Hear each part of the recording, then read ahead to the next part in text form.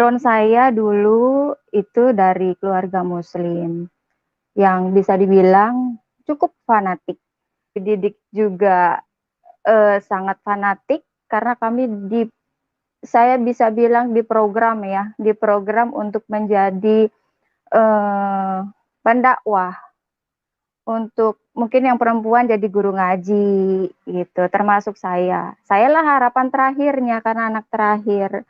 Jadi lebih dulu saya diajar mengaji daripada belajar baca. Berjumpa lagi dengan saya di channel ini dan terima kasih buat Anda yang mau menonton video ini. Yang baru pertama kali klik video dari saya, jangan lupa di subscribe dan juga jangan lupa tekan tombol lonceng supaya Anda bisa mendapatkan notifikasi video dari saya. Oke, pada kesempatan kali ini saya ingin memposting seorang wanita yang dulu dia seorang yang tidak percaya dari muslim, tapi akhirnya dia bisa percaya kepada Tuhan walaupun dia adalah seorang yang fanatik dulu dalam keyakinannya, tapi kalau Tuhan mau bekerja, kalau Tuhan mau menyelamatkan seseorang, maka itu bisa terjadi. Yang penting bisa membuka hati kepada Tuhan. Tidak berlama-lama, mari kita simak kesaksian videonya. Tuhan memberkati. Saya dulu itu dari keluarga muslim, yang bisa dibilang cukup fanatik.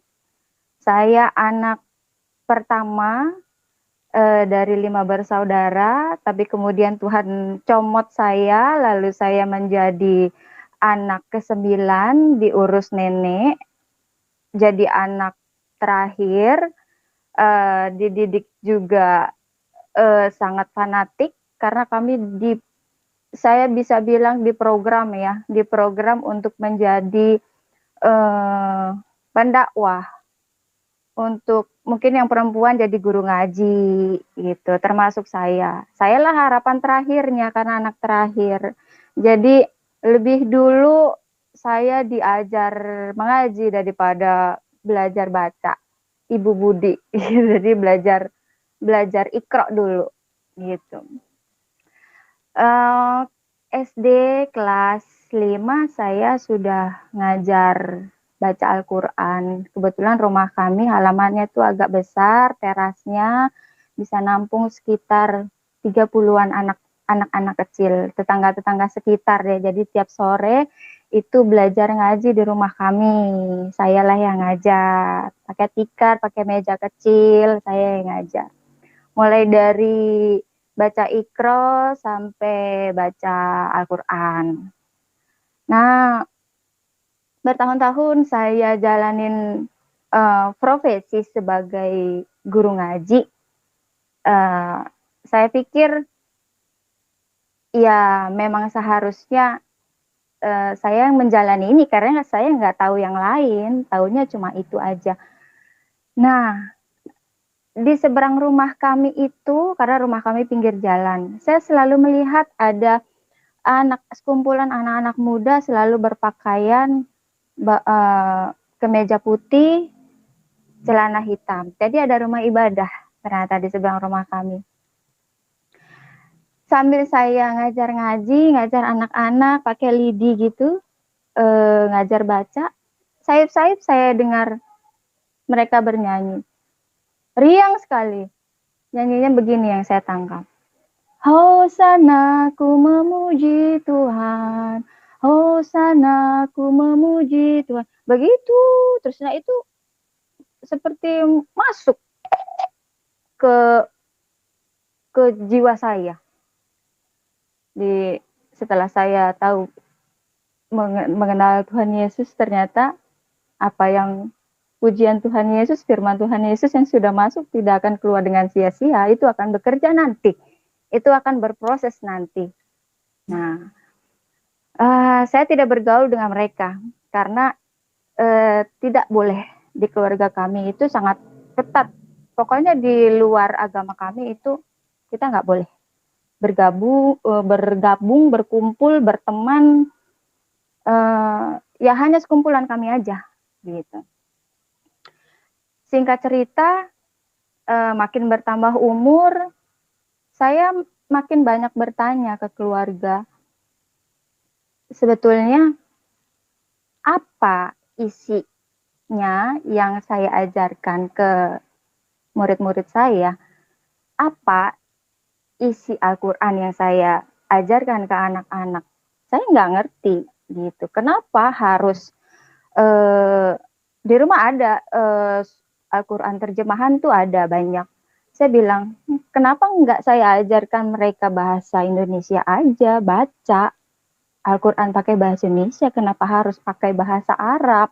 Saya selalu tanya gitu. Mereka bilang, nggak boleh, memang harus begini, tuh pakemnya harus bahasa Arab. Kalau enggak, kamu nggak masuk surga. Gitu. Loh kenapa? Saya nggak ngerti. Anak-anak itu pun nggak ngerti. Jadi saya kayak ngajarin apa ya? Saya mengajarkan sesuatu yang saya sendiri nggak tahu. Lah apa jadinya murid-murid saya? Jadi kan saya harus cecer balik ke orang tua saya yang ngajarin saya. Satu pertanyaan, dua pertanyaan, seterusnya saya bertanya nggak pernah saya dapat jawaban. Untuk menghentikan pertanyaan-pertanyaan yang setiap saya tanyakan, ya jalan satu-satunya harus main tangan. Harus pukul saya untuk bungkam mulut saya ini, supaya berhenti bertanya. Cukup cari tahu. Kamu cukup kerjain aja, biar banyak pahala. Gitu, biar kamu masuk surga. Udah, ini tuh udah bener, kamu ikutin aja, gitu. Saya pikir, dalam hati saya merasa ada perasaan gak nyaman ya. Gak seperti ini, saya mau tahu, gitu. Makin bertambah usia lagi, saya masuk SMP, saya juga kan ngajar di Taman Pendidikan Al-Quran di masjid-masjid juga. Nah itu free, nggak dibayar gitu. Jadi saya ngajar di rumah juga, ngajar di luar juga. Itu tetap saya jalanin. Nah makin besar, saya disarankan keluarga tutup aurat gitu. Saya bilang, apa ada yang salah sama aurat saya? Saya bilang gitu. Saya pakaian biasa-biasa aja, nggak yang mengumbar-ngumbar. Iya, tapi kamu guru ngaji. Kamu harus berpakaian seperti layaknya guru ngaji. Tertutup, panjang, pakai kaos kaki, kalau perlu pakai cadar. Saya nggak pernah mau pakai cadar. Karena susah makan. Jadi, ya oke lah, daripada saya pun lelah ya. Jadinya ya asal ibu senang aja, jadi saya kerjain. Saya pakai baju panjang, jilbab syar'i itu yang panjang-panjang sepaha, saya pakai kaos kaki kemana-mana, saya pakai penutup tangan, jadi cuma jari-jarinya aja yang kelihatan, gitu. Begitulah saya setiap hari. Saya bertanya lagi gitu, karena saya harus tahu ini maksudnya, apa yang saya kerjain. Kenapa saya harus berpakaian seperti ini? Selain saya dengan alasan saya jadi guru ngaji. Supaya kamu jadi orang benar. Saya bilang, saya bisa jadi orang benar tanpa harus berpakaian seperti ini. Mereka marah lagi. Udah ikutin aja. Gitu. Kalau kamu nurut sama orang tua, kamu nurut sama agama, kau pasti masuk surga. Saya nggak punya dalih lagi. Akhirnya saya turutin. Begitu bertahun saya jalani profesi saya nurut sama orang tua. Ya, karena hati seorang anak kan pengen orang tuanya bahagia ya, pengen jadi anak yang penurut gitu. Ya udah saya kerjain aja lah semua. Walaupun sebenarnya udah lelah juga ini di ditampar lah istilahnya kalau nanya-nanya soal agama. Ya udah saya pun merasa capek ya bertanya. Ya udahlah, kerjain aja lah apa mau mereka. Lulus SMP, saya jenjang masuk SMA, saya mau sekolah kejuruan, tapi sekolah Katolik. Itulah titik awal peperangan keluarga antara saya sama mereka. Saya kenapa pilih sekolah Katolik? Karena saya pengen wajah baru sebetulnya. Mungkin di sana saya bisa banyak menemukan ilmu baru gitu. Karena saya sebetulnya dunia saya sempit sekali waktu itu. Yang pikiran sama saya ya sekolah Katolik gitu. Nah, mereka nggak setuju. Keluarga saya nggak kasih saya sekolah Katolik. Saya pun bersikeras. Ya udah, kalau nggak sekolah Katolik, saya nggak mau sekolah. Biar aja jadi orang bodoh. Nah, karena karena sifat membangkang saya, mereka pun tahu, keras kepalanya saya, mereka tahu. Akhirnya mereka mengalah. Saya disekolahkan sekolah Katolik. Saya bilang ke kepala sekolahnya, ke suster. Nah, itu puji Tuhan dikasih. Saya boleh sekolah di sana. Nah, saya lah satu-satunya di sana sekolah Katolik yang pakai jilbab, tertutup, rapat. Nah, seru. Begitu masuk sekolah Katolik, saya merasa bahagia sebetulnya. Saya dapat wajah baru, wawasan saya bertambah, dunia dunia saya tadi yang sempit agak melonggar gitu. Dan saya senang dengan pilihan saya, dan saya pikir tepat ya, karena di sekolah Katolik itu mereka tidak pernah memaksakan saya untuk masuk Katolik. Mereka bilang sama saya, kalau kamu mau belajar tentang ibadah kami boleh, kalau enggak juga enggak apa-apa, kita enggak maksa gitu. Tapi disiplin sekolah nomor 1. Wah, saya senang sekali karena saya terus terang masih berpegang teguh sama akidah saya. Mereka nggak mau musik itu saya senang sekali, walaupun saya nggak ngerti ya. Akidah saya waktu itu ya udahlah, pokoknya saya tuh beda dari kalian. Kalian jangan coba-coba ngerenggut saya gitu. Bertahun-tahun kelas 1 mau naik kelas 2 berjalan, saya juga di rumah masih ngajar Al-Quran, masih di TPA juga masih ngajar. Ada satu peristiwa yang pada waktu itu sangat menyakitkan saya di keluarga. Dan itu memang Tuhan izinkan terjadi karena ada pelajaran nanti ke depan yang akan Tuhan ajarkan. Dan itu Tuhan izinkan. Saya mengalami pelecehan seksual di keluarga. Itu ring 1. Luar biasa saya pada waktu itu yang sebagai anak kecil kecewa sekali. Takut udah pasti. Saya marah, saya harus bicara sama orang lain. Nah, saya bicara, ngadu ke saudara saya. Saya ceritakan semua dengan harapan saya dapat pembelaan, saya dapat perlindungan. Ternyata enggak ada respon. 1 hari terlewat, ternyata setelah saya tahu, saudara saya ini mengadu dengan pelaku. Nah, di kemudian hari besoknya saya pulang sekolah, sore sekitar jam 3, di pinggir jalan itu mereka boncengan motor, saudara yang saya ngadu ke saudara saya dengan si pelaku itu satu motor.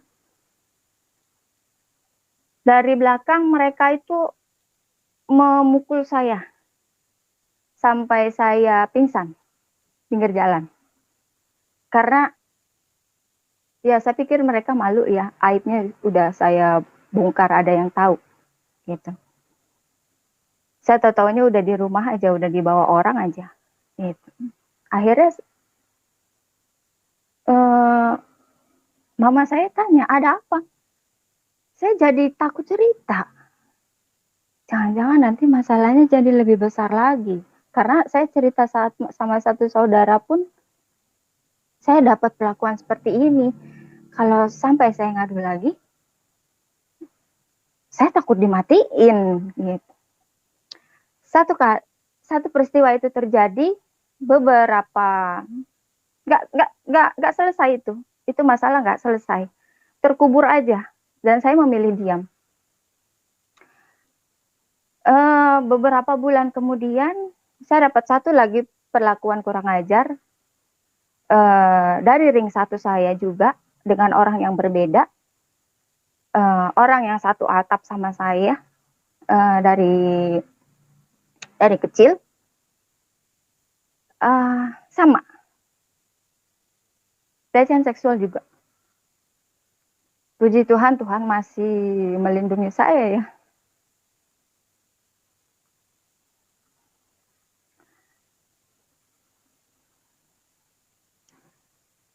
Dan itu juga nggak selesai masalahnya. Saya kabur ke rumah tante, mama saya nyusul, tanya ada apa. Saya bilang, saya cerita begini. Ternyata apa jawabannya? Iya, dia tadi udah ngaku. Gitu. Dia udah ngaku dan bilang hilaf. Dia minta maaf. Tapi mama mau kasih solusi. Saya dengerin solusi apa? Kamu lulus SMA, kamu nikah sama dia. Semua harta ini yang mama punya, yang tanahnya di mana-mana itu buat kamu. Saya shock. Solusi apa ini? Ini bukan solusi. Gitu. Saya ya luar biasa marah ya. Tapi mama saya membujuk saya pulang karena dia udah sakit, karena saya juga sayang gitu sama dia, nggak mau dia sakit. Akhirnya saya pulang tanpa menemukan satu jalan keluar buat saya. Jadi dua peristiwa yang sangat menyakitkan itu nggak ada solusinya. Jadi saya berpikir berhari-hari, sebetulnya ajaran agama apa yang mereka ajarkan ke saya dari kecil? Omong kosong. Hati saya waktu itu berbicara. Pendidikan agama, fikih, belajar tajwid, kitab kuning, semua yang dari kecil mereka jejalkan ke saya. Sayalah pewaris terakhir, didikan terakhir mereka yang akan meneruskan ajaran mereka, tapi saya disakiti sama mereka juga. Kenapa? Saya selalu bertanya dalam hati, kenapa? Apa karena saya mulai memberontak dalam tanda kutip, saya minta sekolah Katolik? Apa otomatis saya udah jadi orang kafir? Jadi saya layak diperlakukan seperti ini?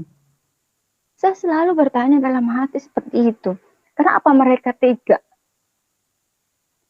Jadinya ajaran mereka itu mental semua. Pakaian yang mereka sarankan untuk menutup aurat saya lepas semua. Ini enggak begini, ini salah. Pada waktu itu ya, saya berpikir, ini salah. Kalian suruh saya berpakaian seperti ini untuk jadi orang benar. Tapi perlakuan kalian seperti ini. Saya lepas itu semua. Saya bisa tanpa ini, saya jadi orang benar, bisa. Dan saya gak perlu ngumbar-ngumbar aurat di pinggir jalan. Gitu. Lulus, singkat cerita lulus SMK, saya belum dapat ijazah karena masih libur panjang. Saya dapat aduan dari sepupu saya, bilang kalau saya sudah masuk gereja. Dia melihat saya masuk gereja. Mama saya sidang saya. Dalam hati saya, apalagi ini? Masalah apa lagi yang kalian tuduhkan ke saya? Saya bilang, Kak, saya sama sekali belum pernah nginjak gereja. Gak pernah satu langkah pun. Saya di sekolah Katolik pun tetap kekeh menjaga akidah saya. Saya tetap Muslim. Saya nggak mau belajar ataupun duduk di ruang mereka ibadah itu enggak, apalagi ke gereja. Nah, omongan saya nggak didengerin. Sama sekali nggak didengerin. Saya nggak punya suara. Singkat kata, saya diusir. Baju-baju saya dibuang-buangin. Termasuk salah satu pelaku yang udah kurang ajar sama saya itu yang buang-buangin baju saya ke pinggir jalan. Saya nggak tahu lagi mau kemana. Nggak punya uang. Ke tempat saudara pun saya pikir sia-sia, sama aja. Akhirnya saya nginep di rumah teman yang cukup jauh dari rumah. Teman saya mau nampung saya. Saya nginep di pinggiran, bukan di pojokan kamar belakang yang kecil, cuma pakai matras tidur. Wah, itu udah bersyukur banget bisa nginep. Ada 3 atau 4 hari saya nginep, saya sakit parah. Sekujur tubuh saya ini sampai ke muka-muka itu seperti melepuh. Isinya air dan menghitam. Dalam hati saya, apa saya diguna-guna? Tapi ya oke lah, udahlah. Saya nggak sanggup juga berpikir yang bukan-bukan. Karena udah kesakitan. Sakit panas tinggi, gatal, perih, nyut-nyutan, sekujur badan, bergerak sakit, napas pun sakit. Sanggupnya cuma tidur. Karena saya harus tidur. Kalau nggak tidur, saya kesakitan. Jadi sanggupnya cuma tidur. Cuma itu yang saya bisa. Saya nggak berdoa. Saya nggak minta tolong sembuhkan saya, Tuhan. Nggak. Sama sekali nggak ada di pikiran saya itu Tuhan. Nggak ada. Berhari-hari saya sakit. Makin banyak sakitnya. Saya waktu itu masih pakai baju panjang, jadi teman saya nggak tahu. Dan mereka pun sekeluarga pada kerja ya, bersyukurnya, jadi nggak terlalu memperhatikan saya. Nah, di siang hari, saya lihat ini gelembung di tangan-tangan saya ini pecah, keluar air. Semuanya keluar air. Dan itu rasanya gatal sekali. Gatal, panas, menganga. Kalau udah kering itu jadi kerak. Saya nggak bisa bersihin karena sakit. Mungkin ada baunya juga kali kalau dicium. Nah, saya minta garam sama teman saya. Saya minta garam dong buat luka saya gitu. Saya ada luka nih dikit gitu. Dikasih di dapur. Ada di dapur, saya ambil. Saya taburin itu garam ke luka. Wah, perihnya minta ampun. Luar biasa sakitnya. Saya nggak bisa beli obat karena nggak ada uang. Mau minta ke teman juga nggak enak karena saya udah numpang tidur makan di situ. Jadinya saya cuma punya garam. Garam dan tidur. Itu aja. Habis pakai garam saya coba untuk tidur. Tidur selama mungkin. Karena kalau saya nggak tidur, saya kesakitan. Jadi harus tidur biar lupa kalau saya sakit. Singkat cerita, berhari-hari obatnya cuma garam, sembuh. Mulai mengering, badan saya udah masih panas, cuma udah nggak terlalu panas. Saya pikir saya malu terus-terusan numpang di rumah kawan. Saya pikir saya harus punya uang. Saya cari kerja. Saya tanya teman-teman saya, ajak saya kerja dong di toko atau di mana gitu. Dibayar berapa aja gitu. Ada teman saya nawarin, nah, ayo ikut yuk kerja gitu. Tapi saya belum ambil ijazah gitu. Udah coba aja dulu. Ya, emang Tuhan itu baik ya. Udah dikasih jalannya loh.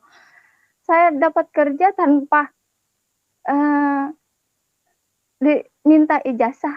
Saya jujur bilang ijazah saya belum saya ambil gitu. Karena ngambil ijazah juga pakai uang. Terus kerja lah saya narik troli di uh, di golf. Nggak ada setahun. Ada kerabat jauh yang mungkin kasihan lihat saya jadi kuli, anak perempuan masih kecil, saya disuruh kuliah. Kuliah di Depok. Masuklah saya kuliah di Depok. Puji Tuhan ya, ada yang masih mau peduli. Dan saya yakin itu dari Tuhan, bukan dari siapapun.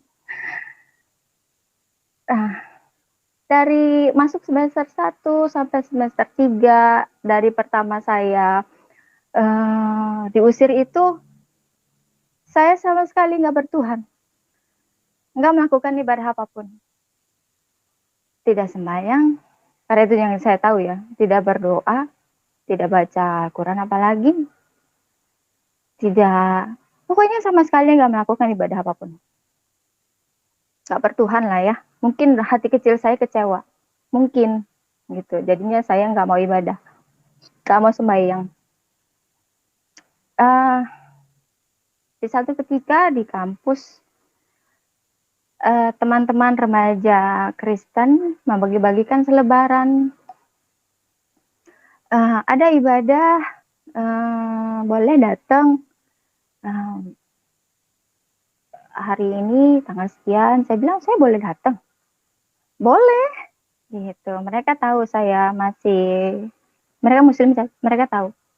Akhirnya saya datang ya cuma duduk aja, nontonin mereka ibadah.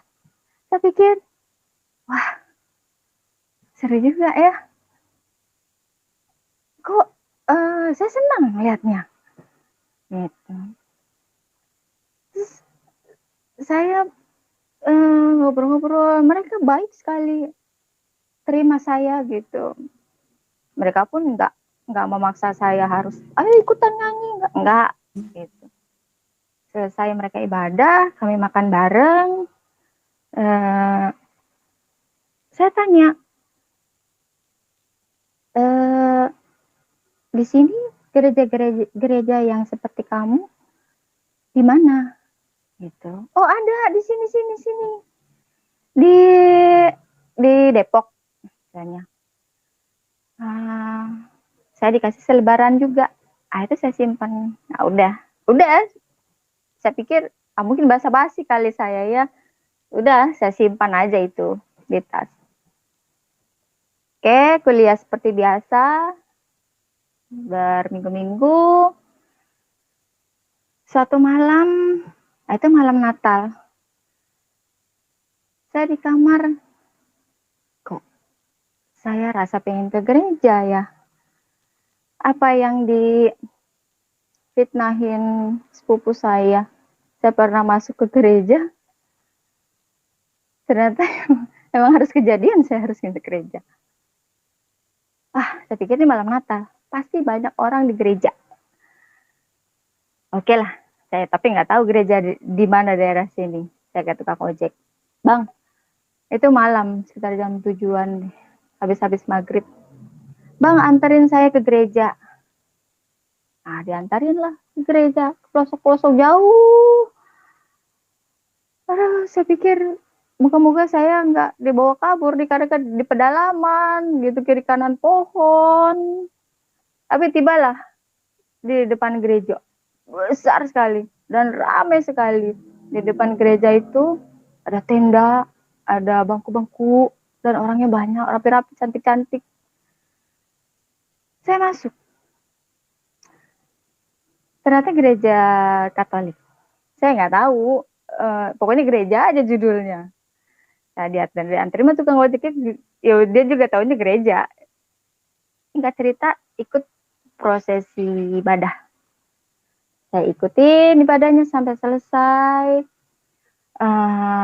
Orang-orang pada berdiri, mau terima perjamuan. Ada juga yang duduk. Tapi saya ikut berdiri. Saya ikut maju.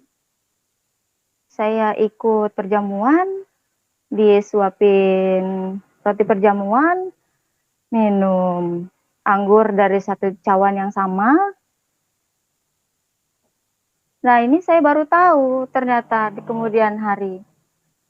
Ada teman juga yang protes, itu yang cuma bisa terima roti perjamuan itu cuma yang sudah dibaptis.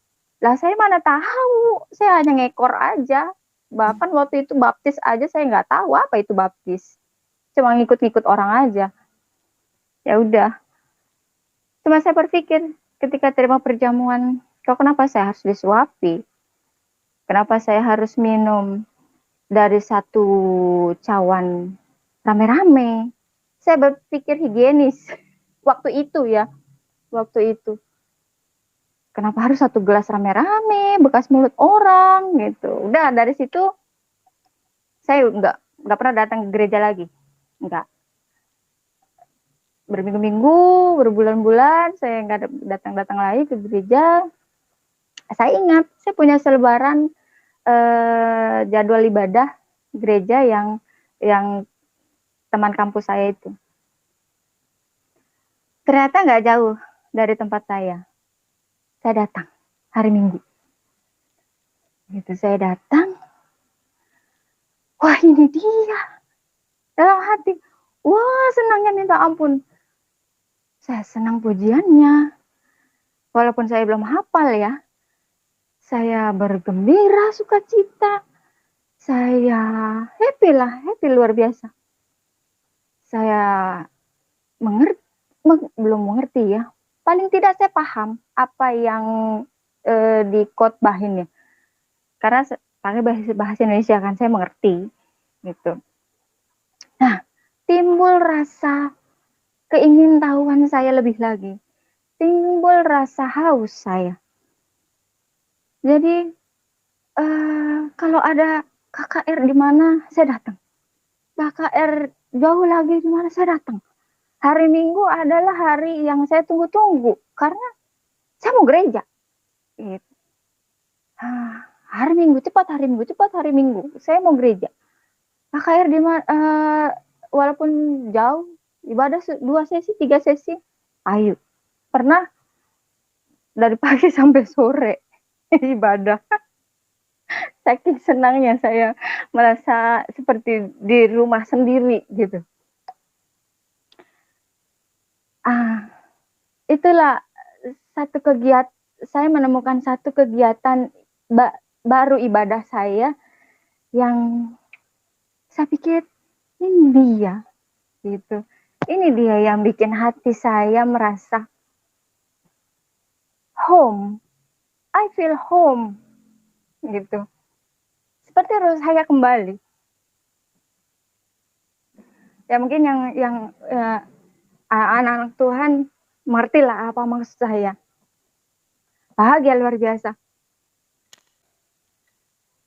Ternyata saya menemukan satu yang saya suka. Ternyata saya suka penyembahan. Suka sekali. Setiap penyembahan selalu menangis. Menangis yang tidak pernah saya mengerti. Saya yakin yang sudah lama jadi anak Tuhan pun kalau penyembahan pasti menangis. Kalau penyembahannya itu dilakukan dengan benar ya. Apalagi saya yang waktu itu baru. Wah itu menangis luar biasa. menangis terseduh-seduh. Ada perasaan bahagia, sukacita, tapi menusuk ke relung hati saya yang paling dalam. Kayaknya ngena sekali. Ada perasaan rindu yang saya nggak bisa ungkapkan. Saya rasa, saya bertanya dalam hati, kenapa saya selalu menangis? Kenapa saya selalu menangis dan bahagia di saat bersamaan? Ada satu pujian yang sangat menyentuh saya saat itu. Pujiannya gini. Aku mengasihi Engkau Yesus dengan segenap hatiku sampai selesai. Itu saya tersedak-sedak, selalu tersedak-sedak. Yang terngiang di kuping saya itu, Tuhan ajarkan kata kasih. Tuhan, Allah adalah kasih. Kamu harus mengasihi. Titik. Gak ada lain cerita. Gak ada ceritanya. Tuhan gak mau dengar cerita kamu yang lalu. Pokoknya Tuhan mau kamu mengasihi. Titik. Itu aja yang terus di telinga saya. Saya acuhkan itu. Saya tetap ke gereja tiap minggu, KKR. Terus saya lakukan. Tapi mengusik saya. Ya pendeta lah yang khotbah tentang kasih. Seolah-olah itu ngomong buat saya. Ya pujian lah tentang kasih. Kok itu lagi, itu lagi. Saya bilang, iya, oke. Pada akhirnya saya menyerah. Saya sudah mengasihi mereka. Mereka, keluarga saya yang sudah menyakiti saya, yang sudah menorehkan akar pahit ke saya sudah mengasihi mereka. Saya mengampuni mereka, Tuhan. Udah. Gitu. Terus begitu. Ternyata saya makin gelisah dengan perkataan saya. Saya makin gelisah dengan perkataan saya kalau saya itu sudah mengampuni, saya mengasihi mereka. Ternyata itu nggak cukup. Nggak cukup dengan apa yang keluar dari mulutmu. Tuhan mau saya datang. Saya kuatkan diri saya, jiwa saya. Ya minta pertolongan Tuhan juga sih, sebenarnya minta dikuatin. Akhirnya saya memberanikan diri datang ke keluarga setelah bertahun-tahun yang mereka juga, keluarga saya nggak pernah cari saya, di mana keberadaannya ini anak, matikah, sakitkah, atau kayak apa, nggak pernah dicari. Tiba-tiba saya datang aja, Assalamualaikum, kayak nggak ada apa-apa. Ini saya senyum.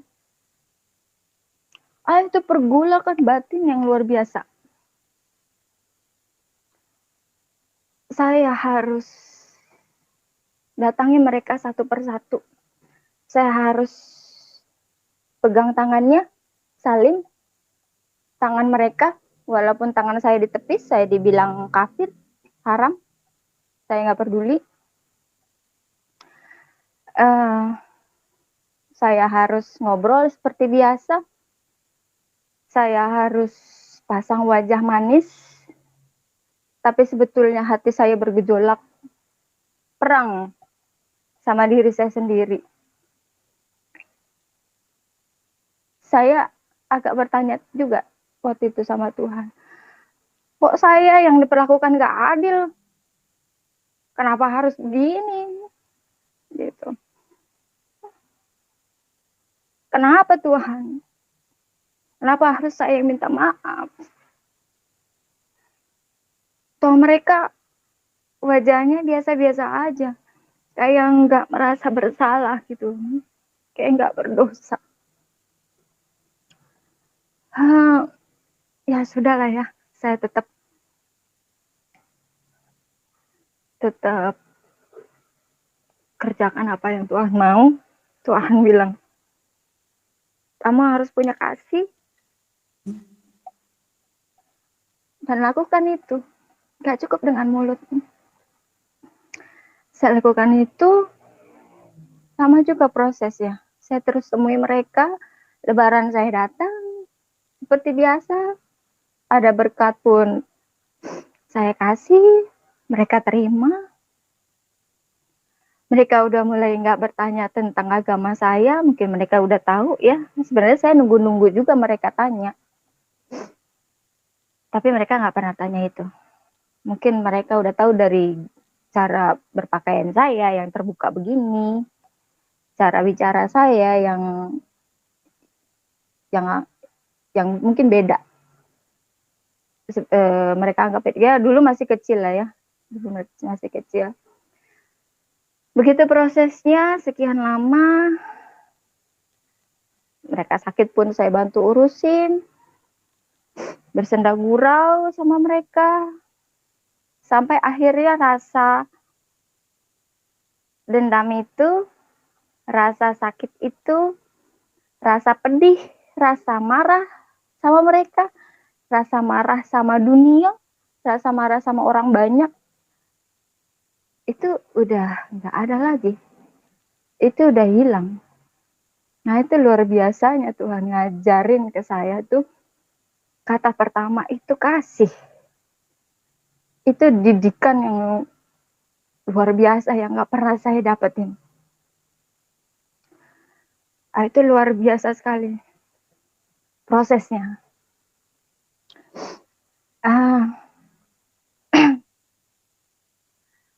Sampai hari ini kami masih berhubungan baik. Saya masih menjaga komunikasi. Saya sudah melupakan semuanya. Saya bisa sukacita dalam Tuhan, bisa mengampuni. Saya menganggap masa lalu saya itu sama sekali tidak berarti karena ajaran Tuhan yang saya ajari itu jauh lebih berarti. Gitu.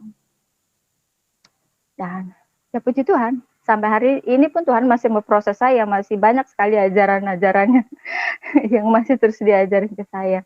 Puji Tuhan, kesaksian yang luar biasa, dan biarlah dengan kesaksian ini kita diberkati oleh Tuhan. Mari kita terus setia kepada Tuhan, setia mengiring Tuhan, bahkan setia di dalam melayani Tuhan. Tuhan memberkati kita.